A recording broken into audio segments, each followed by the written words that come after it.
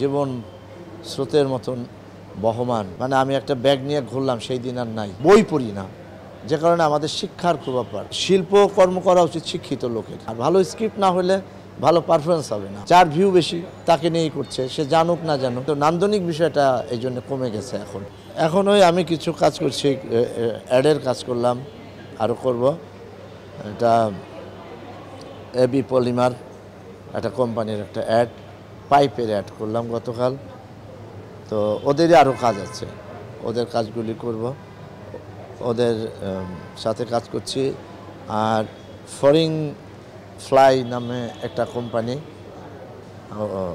ওরা travel agency, বড় city centre, ওদের সাথে আমার কথা হচ্ছে যে আমি ওদের সাথে কাজ করব। বিজ্ঞাপন না, ওদের সাথে অ্যাম্বাসেডার হিসাবে ওরা আমাকে চাচ্ছে আর কি। হয়তোবা সব কিছু ঠিক থাকলে 1 তারিখ থেকে কাজ করব অ্যাম্বাসেডার হিসেবে। তাহলে বিজ্ঞাপন তো আমার করতেই হবে ওখানে, এই করছে। আর টেলিভিশনের এই 20-21 শুটিং আছে একটা নাটকের, অভিনয় করছি। জীবন পরিবর্তনশীল, জীবন স্রোতের মতন বহমান। তো সময়ের সাথে সাথে অনেক কিছুই চেঞ্জ হয়েছে, প্রেক্ষাপট চেঞ্জ হয়, মানুষের মানসিকতা চেঞ্জ হয়, ওইটা আস্তে আস্তে বদলে যায়। আমাদের যেমন এখন থিয়েটারটা, ওই যে তুমি আগে যেটা বললা যে এখন আর করতে চায় না, কারণ এখন বাঁচারও একটা বিষয় থাকে। একটা মানুষের তো অন্ন, বস্ত্র, বাসস্থান, শিক্ষা, স্বাস্থ্য, এটার দরকার আছে।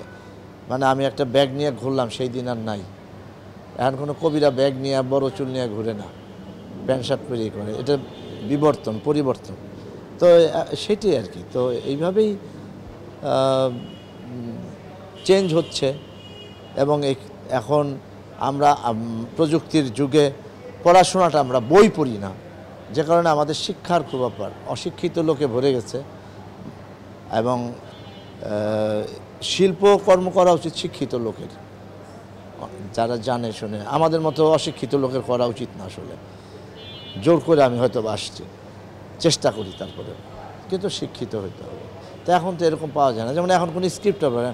নাট্যাচার্য সেলিম আলদিনের মতো একজন রাইটার ছিলেন বাংলাদেশে, চলে গেছেন। হুমায়ুন আহমেদের মতো এত বড় একজন কথা সাহিত্যিক, নাট্যকার, হ্যাঁ, সিনেমা নির্মাতা, নাটক নির্মাতা ছিলেন, উনি নেই এখন। তো এরকম অনেকে চলে গেছেন, বড় বড় রাইটার, সৈয়দ শামসুল হকের মতন রাইটার। এরকম একজন রাইটার আপনি দেখাতে পারবেন যে এখন আছে? নাই। আছে, এখনও ভালো কাজ হচ্ছে না আমি তাই বলবো না, কিন্তু ওই মানের রাইটার কম আছে। মামুন রশিদ আছেন, এখনও নতুন নতুন অনেক করছে, কিন্তু সংখ্যায় কম। যত নাটক হচ্ছে তত ভালো স্ক্রিপ্ট হচ্ছে না। আর ভালো স্ক্রিপ্ট না হলে ভালো পারফরমেন্স হবে না, ভালো পারফরমেন্স না হলে ভালো নাটক হবে না, দর্শক দেখবে না। এটা একটা সমস্যা, বিরাট সমস্যা। আর একটা ভিউয়ের ব্যাপার আছে। ভিউয়ের কারণে যার ভিউ বেশি তাকে নিয়েই করছে, সে জানুক না জানুক। এখন আমি যদি একটা ভালগার কিছু দেখাই, অথবা আমি যদি একটা গালি টালি দিতে পারি, এক ধরনের খুব মানে সহজভাবেই ভিউটা আমার হয়ে যায়, এটার দিকে অনেকের দৃষ্টি আছে।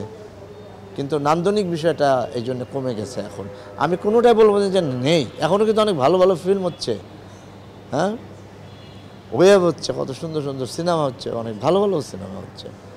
আমি যে এশা মার্ডার একটা সিনেমা করেছি এবার, ওটা কিন্তু মানে একদম সুন্দর একটা পরিপাটি, মানে পরিবার নিয়ে দেখার মতো একটা ফিল্ম, চলচ্চিত্র, মানে যেখানে কোনো রকমের সবাই মিলে দেখতে পারবে।